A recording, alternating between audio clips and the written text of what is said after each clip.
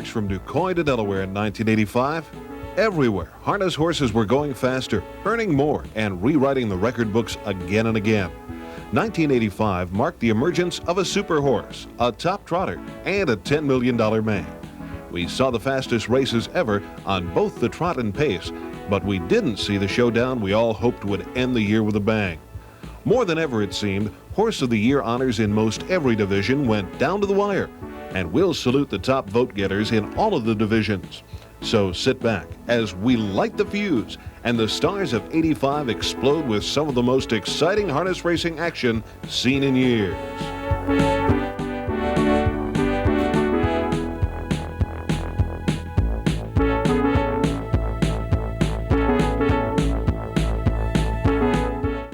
Bill Magic O'Donnell, you won everything today, all the divisions. Bill O'Donnell's meteoric rise in harness racing continued in record fashion in 1985, a year in which the racing world seemed to be his oyster, and he can afford them, whether or not the month has an R in it, because he's harness racing's first $10 million man. Of course, you can argue that anyone might have driven the winners of $10 million in one year if they had the opportunity to drive top colts and fillies like Nihilator, Prakas, Arbro Devona, Caressible, and Barbary Spur. But the fact trainers stand in line for his services should also tell you the training fraternity considers him the best, plain and simple. This frequent flyer dashes from one end of the harness racing world to the other to drive champions, and just like those champions, he takes it all in stride. We fly around a lot, this time of year until after Lexington here. We're going back and forth like to Garden State or Free State, every other night or so, and I enjoy it though. It keeps you busy, and better to be too busy than not busy enough. O'Donnell wasn't the only big winner. In terms of races won, Michel Lachance took the Big Apple by storm, winning nearly 600 races in 1985. Among them, this upset of On the Road Again while behind Division Street in the Breeders' Crown. Lachance became only the second driver, Hervé Filion was the first, to smash the 500 barrier in a single season. But that's Division Street jogging, 152. In a moment, a look at a record-breaking trotter.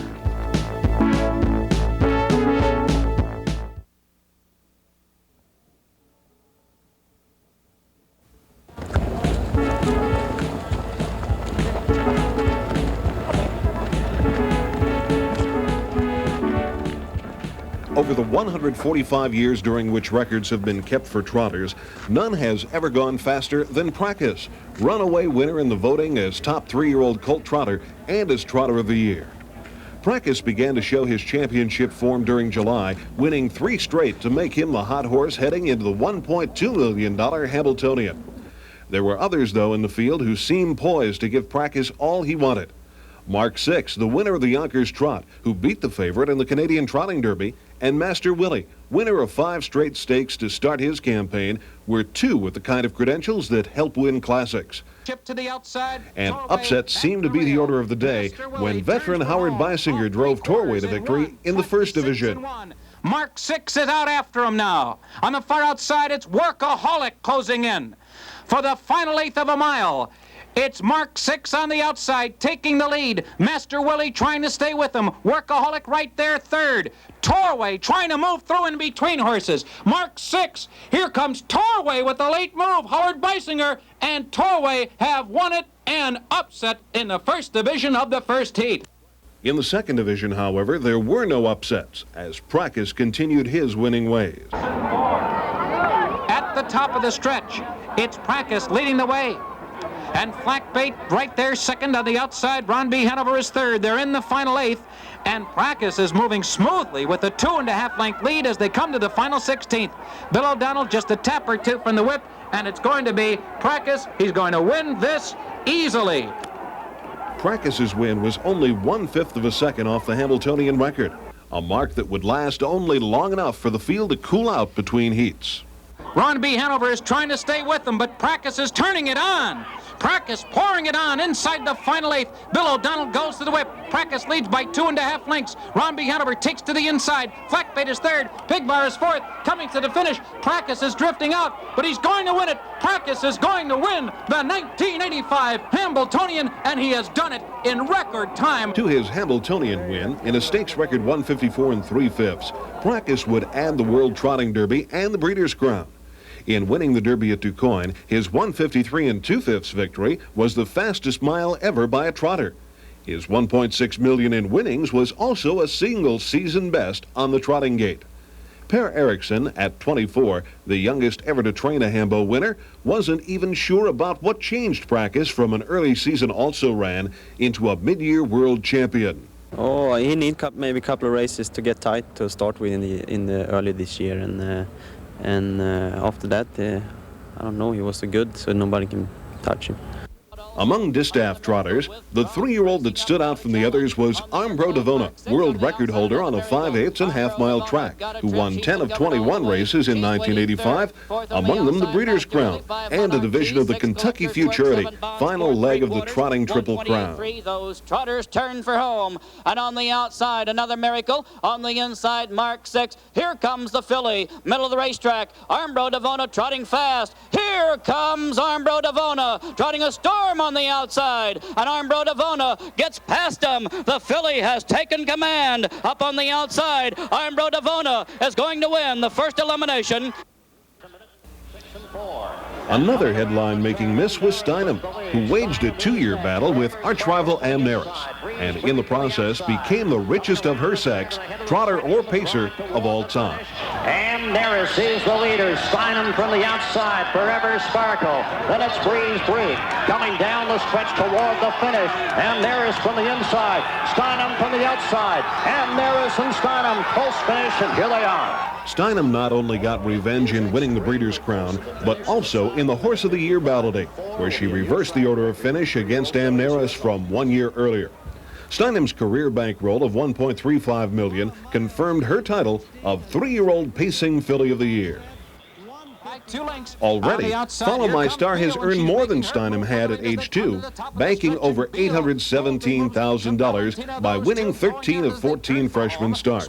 Her win in the $1 Million Sweetheart helped make her 2-year-old Pacing Filly of the Year. 3/4 in 1, 25 and 4 at the top of the stretch, and Valentina has turned back the challenge of Beal. Valentina coming to the final eighth with a 2-length lead. Beal is racing in second, but here comes Follow My Star, charging on the outside. Follow My Star taking the lead and pulling away. John Campbell driving this one to a sharp win tonight. Follow My Star, a romp-away winner by 4.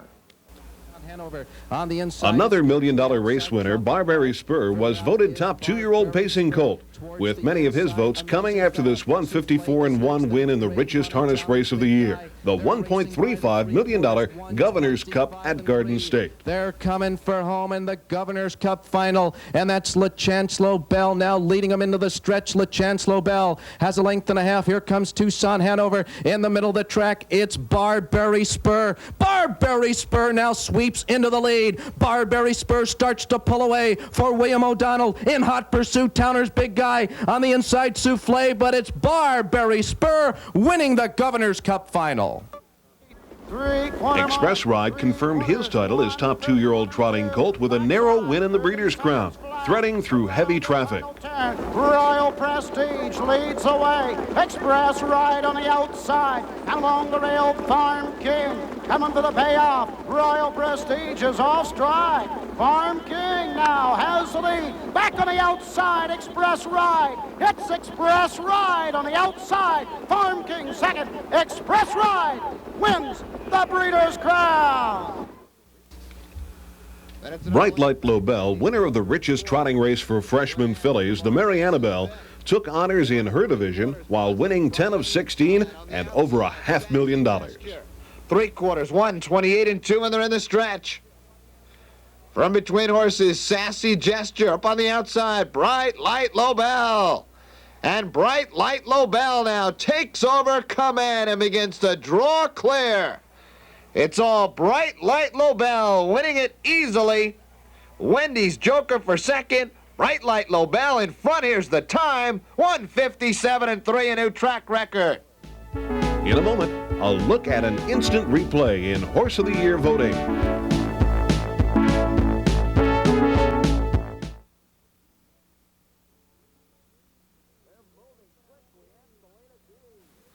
They're moving quickly. Anthelina D with a 1.5 length lead.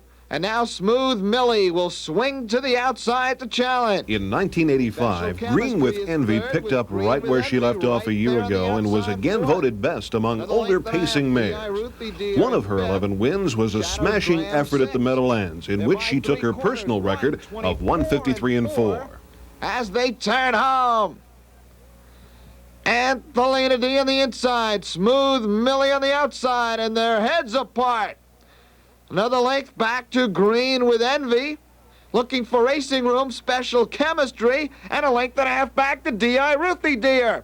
But Green with Envy now has taken over command. It's Green with Envy in front. Here's the time, 1:53.4. Babe Cosmos, top-age trotting mare, dominated her division. She, too, took a liking to the mile tracks at the Meadowlands and Garden State. At the Garden, she was at her best, winning this Invitational in 1:55.2. They're trotting for home now, and still on top, it's that leader, and that leader is Babe Cosmos in front by 2 lengths. Trying to close that gap in second. That's RC's DJ in the middle of the track, TV Yankee. Through the stretch, it's Babe Cosmos going along by 2 lengths. RC's DJ can't get any closer. It's Babe Cosmos in front. For Sandy Bowl, 1985 ended at Sportsman's Park, where his 1:56.3 mile in the Breeders' Crown was the fastest ever by a trotter, regardless of age, on a 5/8 mile track. This race clinched the title of Best Older Horser Gelding on the trot. The 3/4, 1:27.4. Sandy Bowles bringing it home, 6 lengths to the good.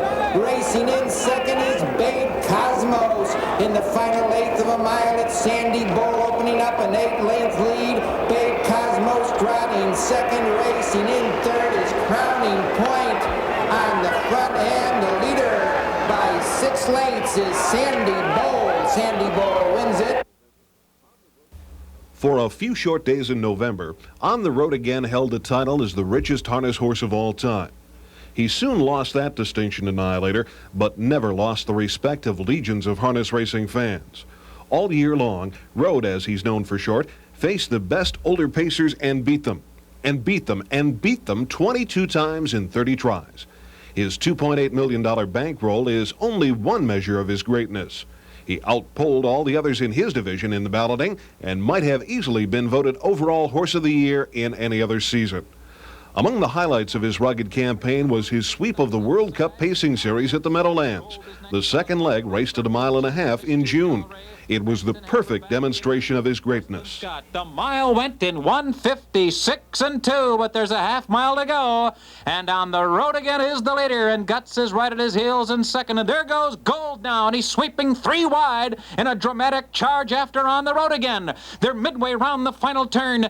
On the Road Again. Gold is right at his neck, with Guts tucked along the inside in third. Mr. Dalray joins the leaders now on the outside from fourth. Toward the inside, Mystery Skipper is racing in fifth. Tough Choice is forced 3 wide as the field turns for home. On the Road Again is put to the test. Gold is just off his flank on the outside second. Here comes Guts gaining ground on the outside from third. Tough Choice farther back in fourth. On the Road Again with a clear lead. He's turned back Gold. He'll face a challenge from Guts. 50 yards to go. On the Road Again digs in. Guts on the outside. Guts is second best. On the Road Again has won it. On the same day his arch-rival for Horse of the Year honors, Nihilator, won his 1:49.3 race, Road took his personal best of 1:51.4. And they hit 3/4 in 1:23.3. At the top of the stretch, On the Road Again cuts the corner and holds on to the lead. Mr. Dalray now second on the outside. Butler BG toward the inside, then farther back George S. Guts comes on from the far outside. Gilmore goes to the whip. on the road again, leads by 2.5 lengths. Butler BG second, Guts far outside. They're coming to the finish on the road again. He has done it again, this time in 1:51 and 4.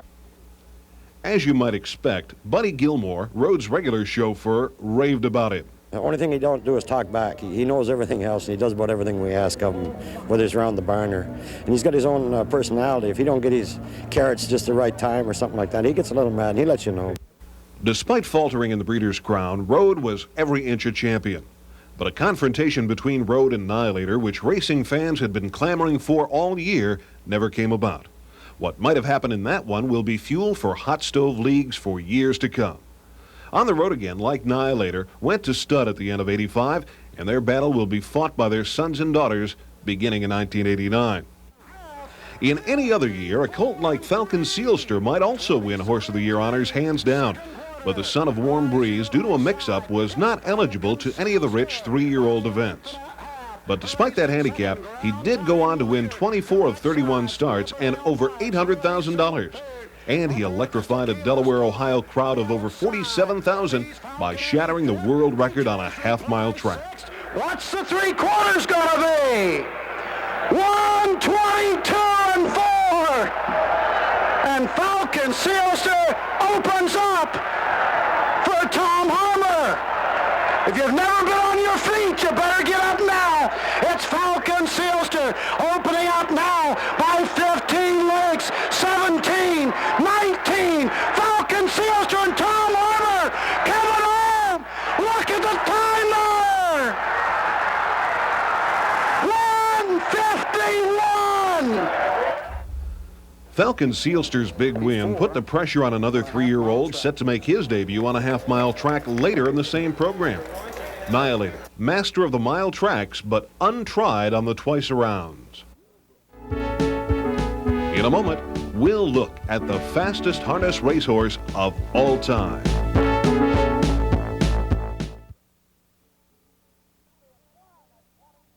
The 3/4 in 1 at 26 and 3. At 3rd quarter in 28 and 3. And opening up is Nihilator. Nihilator, the speedy son of Albatross, fastest standardbred of all time. When he retired in 1980, folks said we wouldn't see another horse so fast in our lifetimes. But we didn't have to wait quite that long. Nihilator, from Nihilator's very first crop of foals, rewrote most of his daddy's records for speed and money during 1985.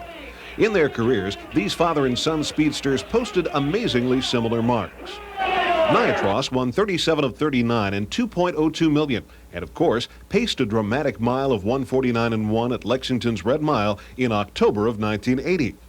Nihilator was a winner of 35 of his 38 career starts, winning over $3.2 million and taking the fastest harness race of all time, a 1:49.3 score at the Meadowlands in August. Only 2 horses have won both Meadowlands Pace and Woodrow Wilson, both million-dollar events, Nihilator and Nihilator.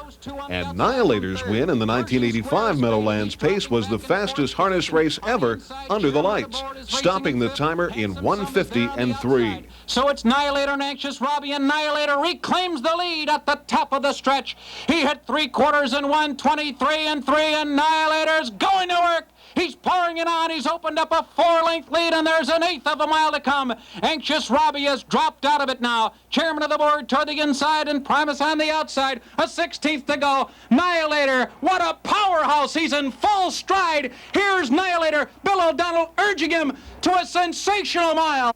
Barely 2 weeks later, Nihilator faced 3- and 4-year-olds in an invitational over the same track, part of the nationally televised Hamiltonian Day card.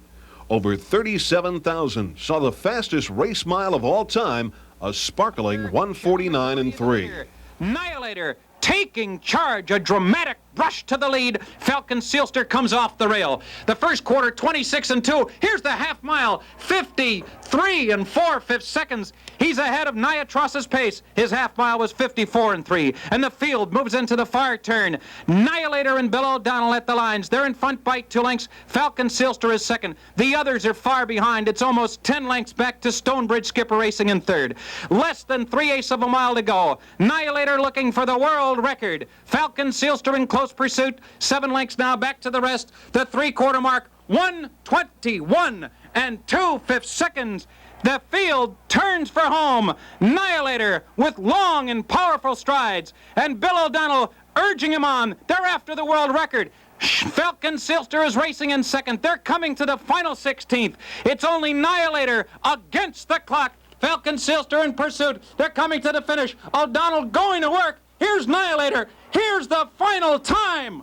1:49 and 3. From there, it was on to Springfield, Illinois.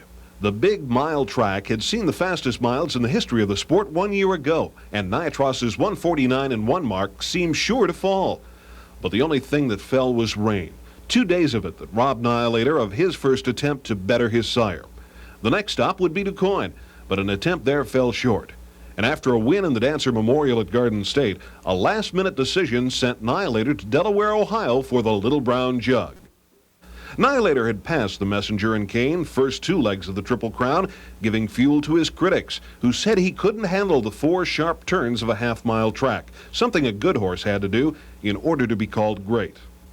The Jug, like the Messenger and Kane, is raced on a half-miler, so Nihilator faced the unknown before 47,000 fans, biggest crowd to see a harness race all year. In the second and final heat, Nihilator answered his critics. 3 quarters, 1:23, 2, 28 and 4. Third quarter. You know, the second heat was an awesome race. You know, he was pressured every step. And then, you know, as soon as one dropped off, Marauder came, and as soon as Marauder got done, and Persian Square and Dignitarian, you know, they took a shot at him, and he was getting tired, but you know, the wire come up and made a winner of him. Pershing Square comes to the outside. Nihilator, Pershing Square and Dignitary. Nihilator at the rail. 1:52, 1/5. The many world records set in 1985 by Nihilator would seem safe for many years to come.